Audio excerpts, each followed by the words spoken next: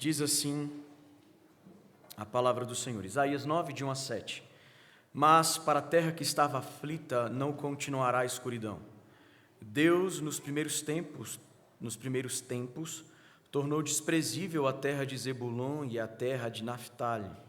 Mas nos últimos tempos tornará glorioso o caminho do mar, além do Jordão, Galileia dos gentios. O povo que andava em trevas viu grande luz, e aos que viviam na região da sombra da morte, resplandeceu-lhes a luz. Tu, Senhor, tens multiplicado este povo, e aumentaste a sua alegria. Eles se alegram diante de ti, como se alegram no tempo da colheita e como exultam quando repartem os despojos. Porque tu quebraste o jugo que pesava sobre eles, a vara que lhes feriu os ombros, e o cetro do seu opressor, como no dia da vitória sobre os midianitas. Porque toda bota com que o guerreiro anda no tumulto da batalha, e toda roupa revolvida em sangue serão queimadas, servirão de pasto ao fogo, porque um menino nos nasceu, um filho se nos deu. O governo está sobre os seus ombros, e o seu nome será Maravilhoso Conselheiro, Deus Forte, Pai da Eternidade, Príncipe da Paz. Ele estenderá o seu governo e haverá paz sem fim sobre o trono de Davi e sobre o seu reino, para o estabelecer e para o firmar com juízo e com justiça, desde agora e para sempre. O zelo do Senhor dos Exércitos fará isto. Vamos orar? Senhor, nós queremos te agradecer pela palavra do Senhor que acaba de ser lida. Palavra essa, ó Deus, que é a tua voz para nós nessa noite. Pedimos e rogamos, Santo Espírito de Deus, que o Senhor fale a nós nessa noite por intermédio da sua palavra. É assim que nós oramos no santo nome de Jesus. Amém. A promessa do Redentor. A promessa do Redentor, esse é o tema da mensagem que nós vamos refletir nessa noite. Havia uma aldeia construída ao pé de uma grande montanha.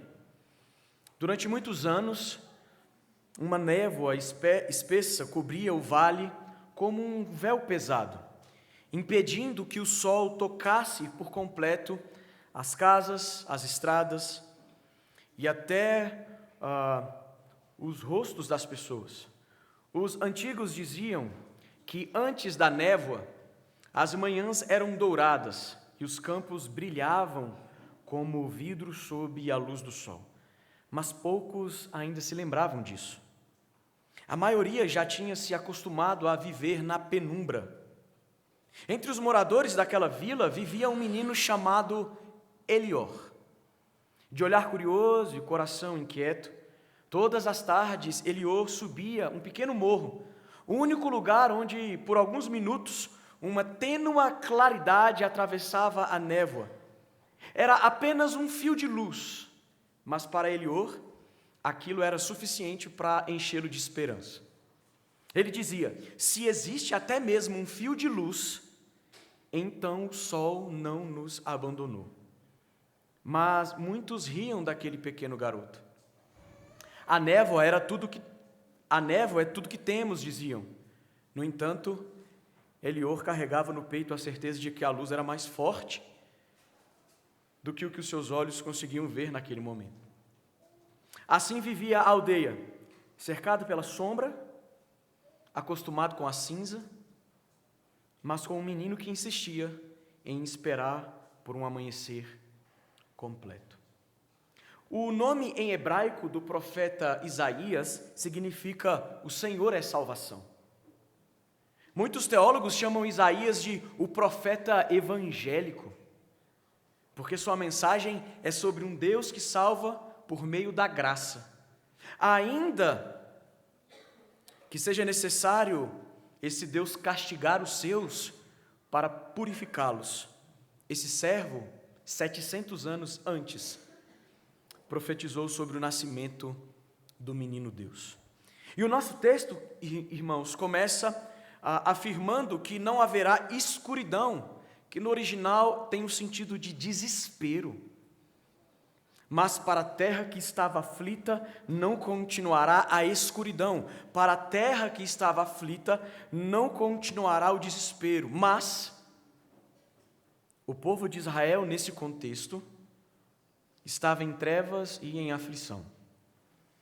O livro de Isaías, do capítulo 1 ao capítulo 6, nós podemos dizer que é um grande volume de profecias sobre a rebeldia do povo e o castigo aplicado por Deus. Por que eles estavam em trevas? Por que o povo de Deus estava em grande aflição? Porque Deus humilhou a terra de Zebulon e a terra de Naftali. E a humilhação foi fruto da idolatria do povo. O profeta, no capítulo 8, fala sobre a invasão dos assírios e em como o povo de Deus seria oprimido. Zebulon e Naftali são duas das 12 tribos de Israel. E no mapa do primeiro século, essas tribos, elas herdaram as regiões, as terras que ficavam mais ao norte. Regiões e terras que eram fronteiriças. Ou seja, em uma invasão ou em uma guerra, quem sofre primeiro? As terras que estão na região de fronteira. Imagine aquele filme em que a terra fica arrasada, desolada, depois de uma guerra. Assim aconteceria com o povo de Israel. Zebulon e Naftali foram atacadas pelos assírios. Porém, Isaías, na profecia, ele tem em mente toda a região da Galileia. Ele fala do caminho do mar além do Jordão, a Galileia dos gentios. E é nessa região onde a luz brilharia primeiro, na região da Galileia. O povo que sofreu primeiro seria aquele que contemplaria a luz primeiro também. Mateus capítulo 4, do verso 12 ao verso 17, nós temos o evangelista falando o seguinte para nós.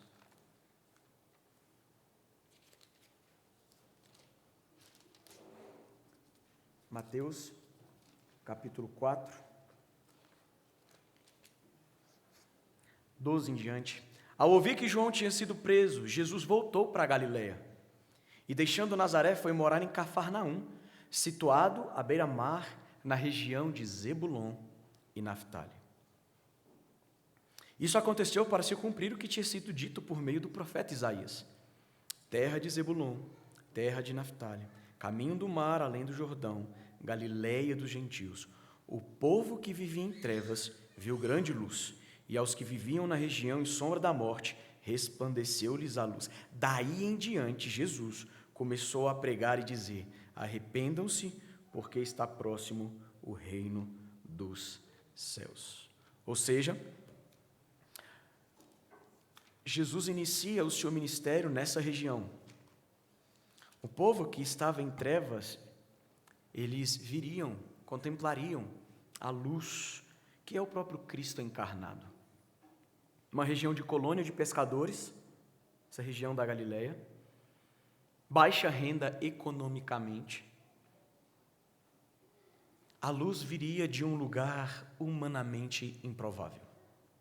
Sabe o que isso precisa nos ensinar? Todo esse relato histórico e geográfico? Que a luz de Cristo pode brilhar nos lugares mais improváveis. A luz do Evangelho pode iluminar e transformar os corações mais obscurecidos. Não perca a esperança da salvação para sua família, para o seu esposo, para a sua esposa, para os seus filhos, para os seus amigos. O povo de Israel sofria, o povo de Deus sofre. Mas já no primeiro verso, e mesmo diante de um cenário de caos, destruição e trevas, surge a profecia de um futuro glorioso. Isaías sabia que isso não aconteceria de imediato, porque 100 anos depois o povo seria invadido. Mas veja, esse povo que estava cativo, esse povo que andava em trevas, não apenas trevas físicas, sociais, morais, econômicas, mas espirituais. Esse povo que vivia em trevas, por quê? Porque consultavam adivinhos e feiticeiros, ao invés de buscar a lei de Deus. Isaías capítulo 8, do verso 19 ao 22, nos mostra isso. O povo de Deus abandonando a lei, não dando ouvido à voz do Senhor, mas consultando adivinhos e feiticeiros. Sabe o que isso deve nos mostrar? Que viver a vida sem a palavra de Deus é trevas, é escuridão, é aflição. E aí a grande pergunta que a gente precisa fazer é: estamos buscando intencionalmente obedecer à palavra de Deus, ou somente quando essa palavra é conveniente a mim? O povo estava em trevas, obscurecidos e aflitos. Por quê? No capítulo anterior, Isaías fala: vocês abandonaram a lei de Deus e vocês estão buscando adivinhos e feiticeiros. Quer ver um exemplo? A palavra de Deus fala, por exemplo, que nós devemos viver em comunhão. Você é igreja ou faz da igreja apenas um clube social? Vem quando deseja, serve quando quer, da forma que quer. Qualquer coisa lhe tira da presença, do culto, do envolvimento. Mas a promessa de Deus para Moisés era de que o povo seria levado para uma terra boa. E o contexto que Isaías nos traz não é de uma terra boa, não é de um lugar agradável. Trevas, escuridão, sombra, desespero, agonia, angústia. Isaías se refere a essa terra como a terra da sombra da morte. Por que a terra boa que emana leite e mel, agora pelo profeta é retratada como a terra da sombra da morte? Geograficamente a terra era boa, mas sem Deus aquela terra, como qualquer outro lugar do mundo, será apenas um lugar de sombra e morte. Isso precisa nos ensinar que nós podemos ter um ótimo emprego e ainda assim viver na sombra da morte. Podemos ter uma casa aconchegante e viver em aflição. Podemos ter uma boa conta bancária e ainda assim viver em escuridão.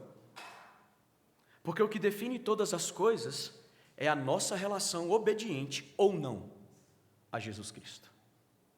E é neste cenário de escuridão que Isaías profetiza. O povo que andava em trevas, versículo 2, viu uma grande luz. Essa luz é o raiar da esperança, da graça, do tempo de paz. É a promessa do Redentor que viria ao mundo encontrar o homem em sua escuridão de alma.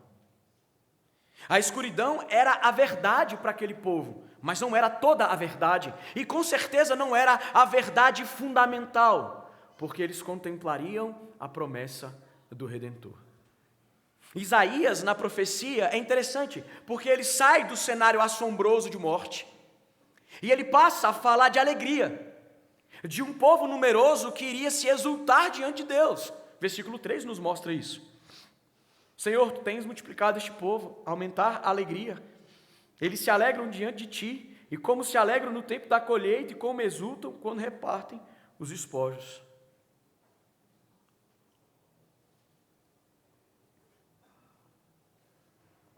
Isaías está avisando ao povo que chegaria o dia em que a luz iria brilhar,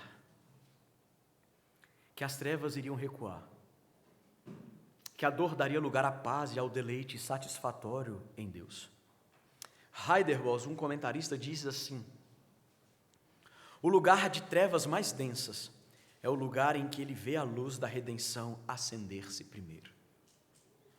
O profeta Isaías, esse comentarista dizendo que o profeta Isaías, ele vê o lugar de trevas, de densas trevas, mas ele vê naquele lugar o lugar onde a luz da redenção iria brilhar primeiro. Ou seja, nos lugares mais escuros, um simples facho de luz é percebido primeiro. Assim como quando Elior sobe aquele morro para ver entre as nuvens densas um pequeno facho da luz do sol sobre a sua aldeia. Alegrarão como se alegram na colheita, diz o texto.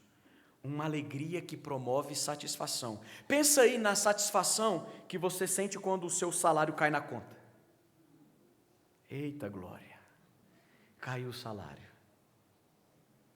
Ou já viu a alegria de uma criança quando ela ganha aquele brinquedo que ela tanto esperava e aguardava?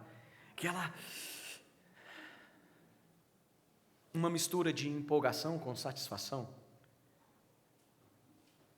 Isaías está mostrando, queridos, a realidade de um povo que estava em trevas e aflições, mas que esse povo iria se alegrar, porque eles contemplariam a luz. Corações antes aflitos e temerosos estariam cheios de confiança e esperança por causa da promessa do Redentor que iria se concretizar. Isso deve nos ensinar sobre gratidão. Sabe aquele crente que só reclama e só murmura? Nada está bom, nada é suficiente. Ele nunca está contente com o que Deus dá. Nada na igreja presta. Nenhuma decisão da liderança é boa. Tudo está ruim. Sabe o que o Isaías, profeta, e a palavra de Deus está nos mostrando essa noite? Que quando as pessoas são alcançadas por aquele que é a luz do mundo, existe uma alegria, existe uma exultação, existe uma transformação interior que é perceptível. Nós lemos aqui no texto da liturgia, a mensagem que dele ouvimos e que anunciamos a vocês é esta: Deus é luz, nele não há treva. E se dissermos que mantemos comunhão com ele, com esse Deus que é luz, mas andarmos nas trevas, mentimos e não praticamos a verdade. Portanto, em nome de Jesus, alegre-se, reclame menos, murmure menos, coloque coloque um sorriso nesse rosto, ou um rosto nesse sorriso, porque você é habitado pelo Espírito da alegria. Seja grato, reclame menos, murmure menos, critique menos, se envolva mais, sirva mais, se doe mais. Mas por que esse povo iria se alegrar? Ele fala no verso 4 e 5. Porque tu quebraste o jugo que pesava sobre eles, a vara que lhes feria os ombros, o cetro do seu opressor, como no dia da vitória sobre os midianitas. Porque toda bota com que o guerreiro anda no tumulto da batalha, e toda roupa revolvida em sangue, serão removidas, servirão de pasto ao fogo. O povo cativo seria liberto. É por isso que eles se alegrariam. Primeiro, o jugo e a canga que pesava nos ombros seriam quebrados. Segundo, o calçado de guerra. E terceiro, a capa encharcada de sangue. O jugo e a canga são vara de castigo, como foi em Midian, diz o profeta. Lembra? Em Midian, onde Gideão ele ganhou dos midianitas com um pequeno exército de 300 homens. Lembra desse relato?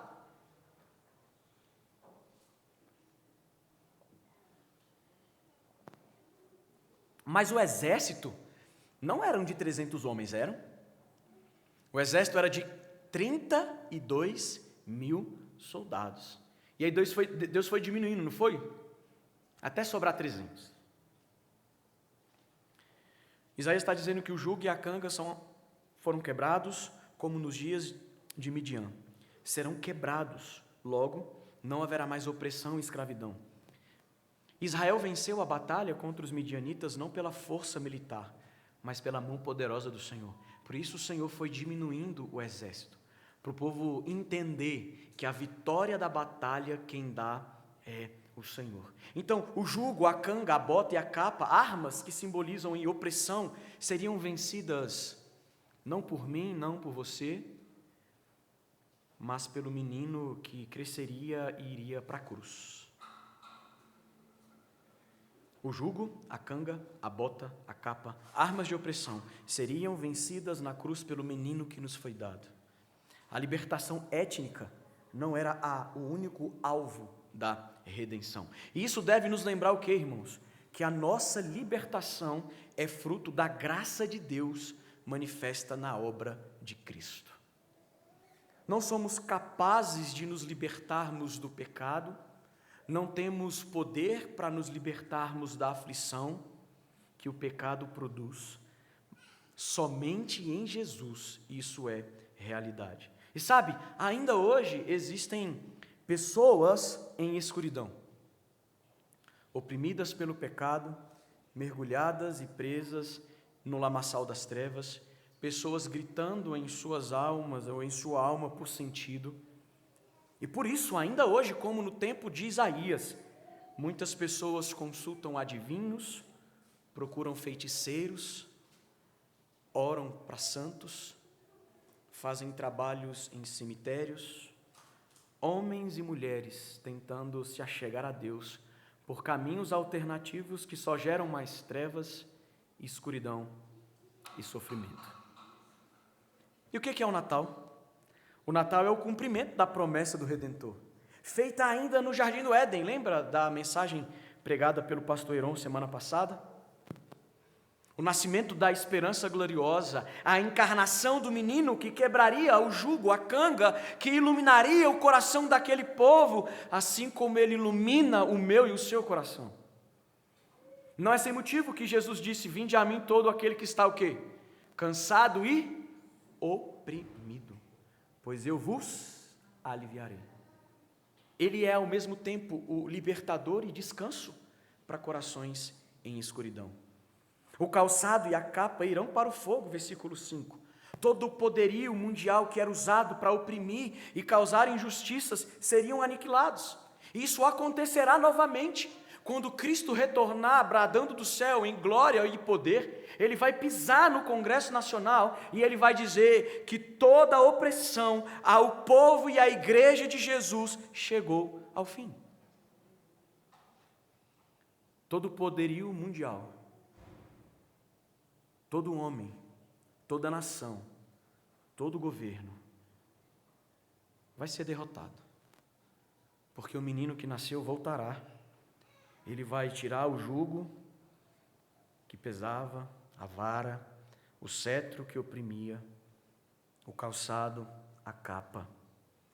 O Filho de Deus venceu o poderio das trevas. É importante lembrar que essa libertação de Isaías 9 não significa que o povo não sofreria novamente. Assim como nós não deixamos de sofrer quando a gente passa a pertencer a Jesus. O ponto é que essa profecia é tanto para a primeira vinda de Cristo, a natividade, a encarnação, o Natal, como para a segunda e definitiva, que é a parúzia, o retorno de Jesus. O povo aflito e em trevas se alegraria porque eles seriam libertos, mas só no versículo 6, o profeta revela como tudo isso se tornaria realidade. Na causa de tudo isso que nós falamos até aqui, a derrota das trevas, o futuro glorioso para o povo de Deus, seria possível porque um menino nos nasceu, um filho nos foi concedido. Um menino que nasceu para o povo de Israel. Jesus Cristo, ele veio da linhagem de Davi.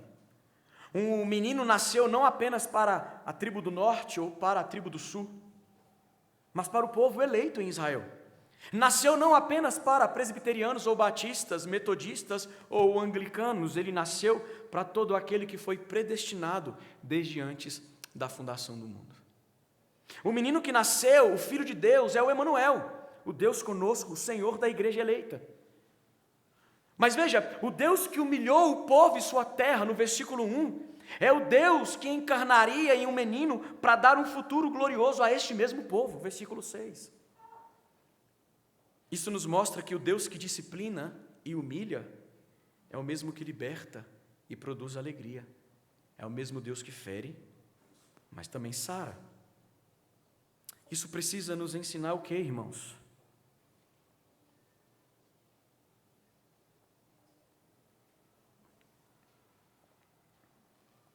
Que a promessa do Redentor não é uma promessa de total ausência de sofrimento nesse mundo. Ela, a promessa, é a certeza de que apesar das dores, existe alegria. Apesar das noites escuras da alma, existe a certeza do sol da justiça brilhando no amanhã. É a certeza de que, apesar dos nossos pecados, jamais viveremos em trevas. E isso já nesta realidade chamada agora. Em Gênesis, como vimos semana passada, o mundo foi posto em trevas, mas ainda no jardim, em meio ao caos, Deus promete a luz da esperança. Afinal, o governo está sobre ele, sobre os seus ombros. O nome dessa criança, que na verdade é o próprio Deus, seria Maravilhoso Conselheiro. No jardim, nossos pais, eles fizeram vestes na tentativa de permanecerem na presença de Deus. Lembra que o Heron falou disso? Mas em Isaías vemos que por meio do menino, que é o maravilhoso conselheiro, é que nós temos acesso ao Senhor. Isso precisa, ou melhor, o que isso tem a ver conosco? Temos acesso ao maravilhoso conselheiro. Nós temos acesso não apenas ao maravilhoso conselheiro, mas nós temos acesso aos seus conselhos revelados em um livro escrito pelo próprio Deus. Mas ainda assim, buscamos conselhos em outros lugares, em outras pessoas. Isso fala muito sobre o nosso coração. Queremos um libertador, mas não queremos um conselheiro que diga como devemos viver. Esse menino é o Deus forte, o Deus que protege o seu povo quebrando o jugo e a canga. O menino é o Deus que com sua força se fez fraco como um cordeiro e na cruz se entregou, mas depois bradou como um leão, vencendo a morte e aniquilando a escuridão e trevas. Sabe como isso se aplica a nós? A gente quer ter o controle de tudo. Mas por que ter o controle se temos um Deus forte? Em quem você confia mais? Em você? Ou na força do menino Deus? Ou você tem tentado cobrir suas vergonhas como Adão e Eva na força da sua espiritualidade? O Pai eterno é o menino que nasceu. O menino nasceu como filho, mas o menino é o próprio Deus. No menino, a orfandade nunca será uma realidade, porque aqueles que estão em Jesus são adotados pelo Pai. Em Cristo, Deus é o nosso Pai. Aquele que, como Pai, cuida e que, como Pai, sustenta. Onde você está? Essa foi a pergunta de Deus aos nossos pais no jardim, na pregação da semana passada. Ele pergunta para você hoje: onde você está? Unido ao menino que nasceu ou desejando a autonomia? Onde você está? Buscando proteção nas árvores do jardim, entenda-se criação, ou naquele que criou todas as coisas? O mundo oferece uma pseudo-proteção e muitos mergulham. Mas hoje, Jesus Cristo, a luz da vida, pode entrar em sua escuridão e ser o seu Pai eterno. O mundo em Gênesis entrou em profundo conflito. O Heron falou disso. Conflito familiar, conflito social, conflito espiritual. Mas aqui em Isaías, somos lembrados do menino que nos nasceu e ele é chamado de Príncipe da Paz. O menino da manjedoura é o que nos une. Ele é a nossa paz. A paz que o mundo não pode dar e a paz quebrada lá naquele jardim é restaurada no menino da manjedoura enviado pelo Pai. Sabe o que isso nos ensina, irmãos?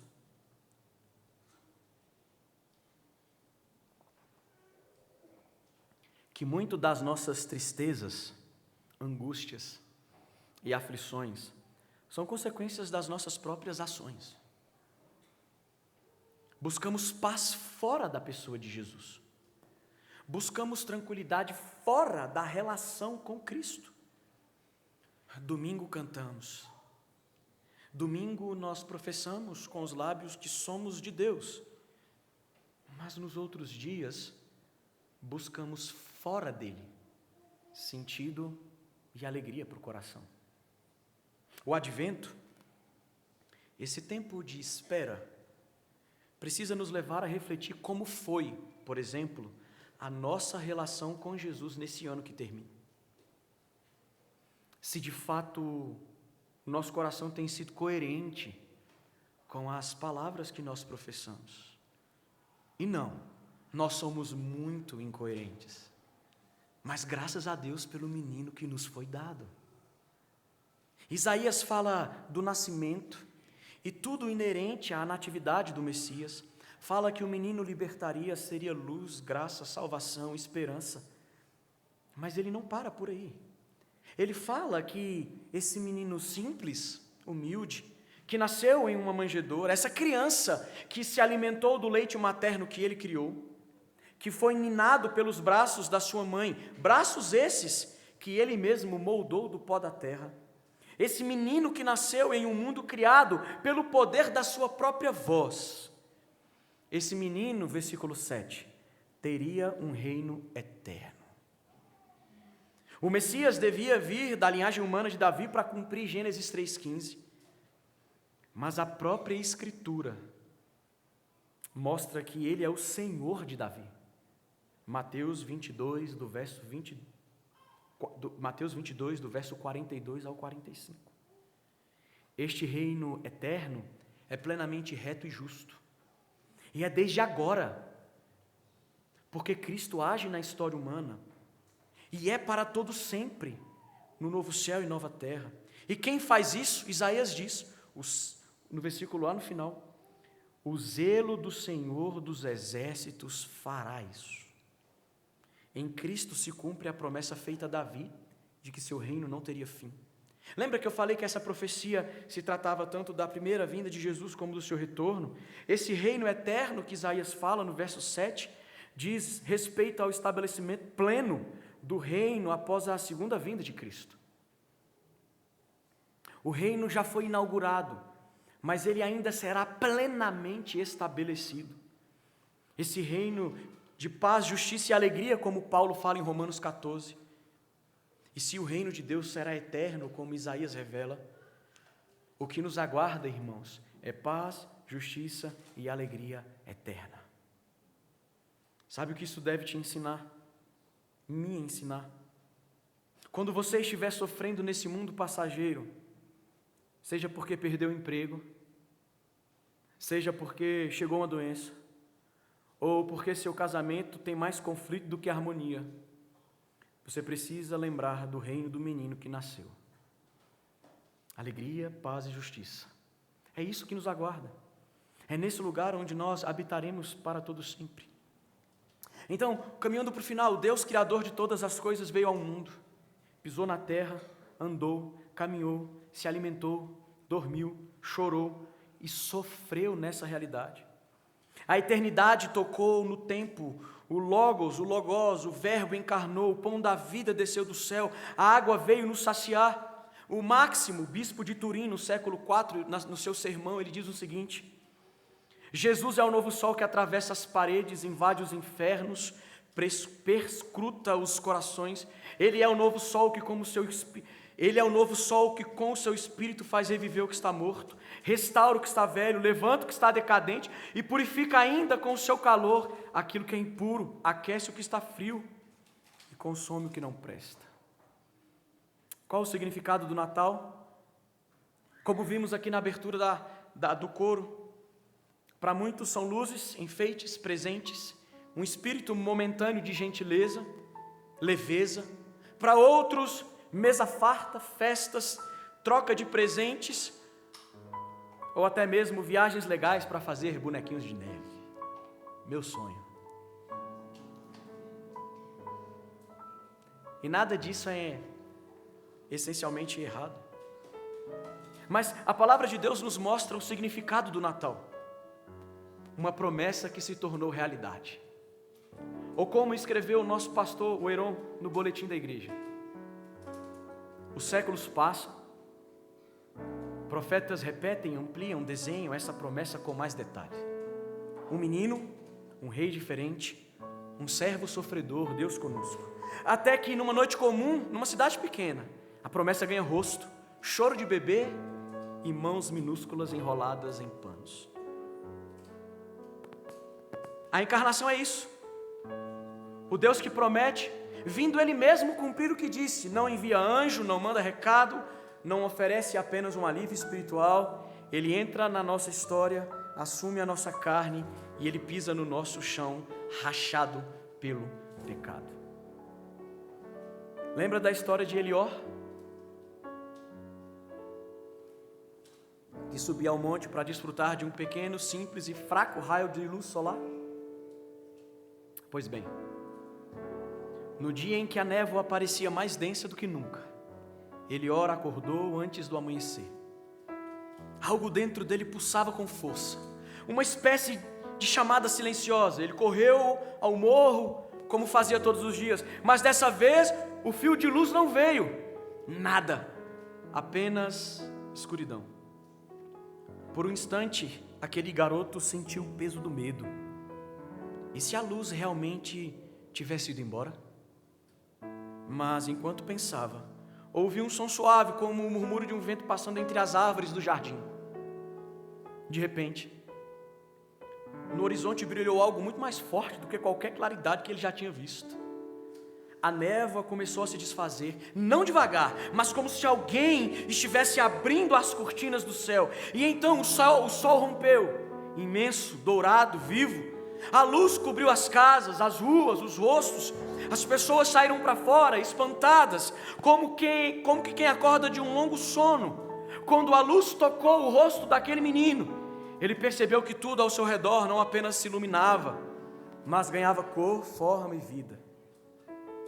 A aldeia inteira parecia nascer de novo. E nas bocas daqueles que antes zombavam, agora havia apenas silêncio e esperança. Porque a luz não era apenas luz, era a promessa cumprida, era o fim da longa noite, era o começo de um novo reino sobre eles. Assim foi com a promessa do Redentor. Ele veio e a escuridão não apenas diminuiu, ela foi derrotada. A esperança não apenas encarnou, ela invadiu a nossa realidade. E todo aquele que, como Elior, ousa crer, ainda que a fé seja como um simples fio de luz, um dia este verá o sol levantar-se com glória sobre toda a terra. Afinal, um menino nos nasceu, como um filho se nos deu. Ele é o próprio Deus.